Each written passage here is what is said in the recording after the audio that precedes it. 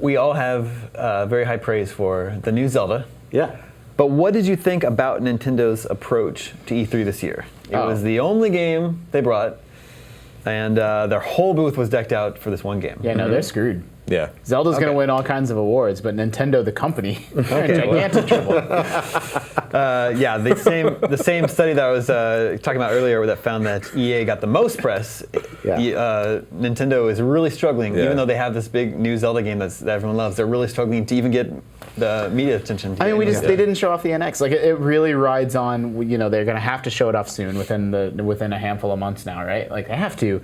And like that, like what more can I say before the NX comes out? Either it's going to come out and be something we believe in, or they're going to reveal it and it's not. Like I don't know. Like it's hard to say too much before then. They're gonna show the hardware, and I think I suspect what they're waiting on is to be able to throw a bunch of software at a Sony style as well. And I think they finally wised up to that in the last generation. After getting pummeled about a lack of software on the Wii U, they're going to come out and try to throw a launch lineup at us that just warms our hearts and makes us do a 180 toward what Nintendo's up to. I think that's a good strategy. But where does that happen? Where does that happen? Yeah, Gamescom, TGS? I don't think... They're going to have to hold their own event. I honestly think they don't care about the scheduling. Yeah. I really don't. And they've been on that track for a long time, so I'm not too worried but that's about what got them in this position in the first place. I know. That they're not pandering, but like they know their audience, they know their demographic, and if you like Nintendo, they know they got you anyway. So. Yeah. I mean, Nintendo consistently, at least over the last 4 or 5 years, has just gotten it so wrong and had these weird, and like I understand game development's incredibly complicated and hard. It's like trying to hit a bullseye on a dartboard that's a mile away and moving all around. But it's like, they like, here's what you do. Have one giant game every year, like Zelda this year, Mario next year, Metroid after that, and then every 3 months here's Mario Kart. Here's Mario Party. Here's a new Donkey Kong Country. Here's like just dole that stuff out. SNES remix. And here's SNES remix. And here's a new WarioWare. Like we brought F-Zero back.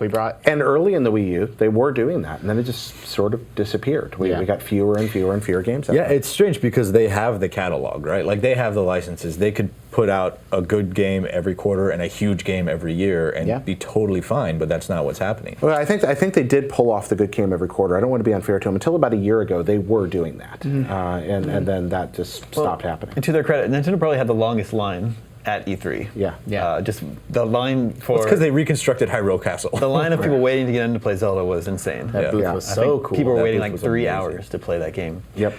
But like as much as like I already said, I'm very excited about that game. But it looks a generation behind a lot of the other games we saw at E3 this year. Behind God of War. It was very Zero jarring. Dawn. Just the way my schedule worked is I saw Zelda and God of War back to back, and like you couldn't have a bigger like just gap in presentation. And so like it makes me worried. Like the rumors we heard is that Nintendo wanted to get their next console NX on par with PS4 and Xbox One. And then, but now Neo and Scorpio are like, Scorpio are there. It's like, well, come on. They're still gonna be. And that's the thing is I look at Zelda and I think like, well, that game looks beautiful, right? It looks like a painting.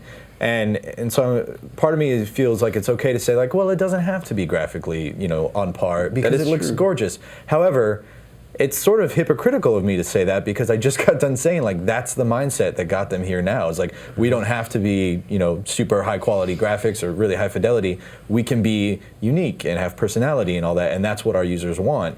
But it's not it's not carrying them through anymore. Nintendo can't compete on power, and if they try, their competitors are going to eat their lunch. That's why the Wii was such a success. Was it competed across other vectors of gaming? That's true.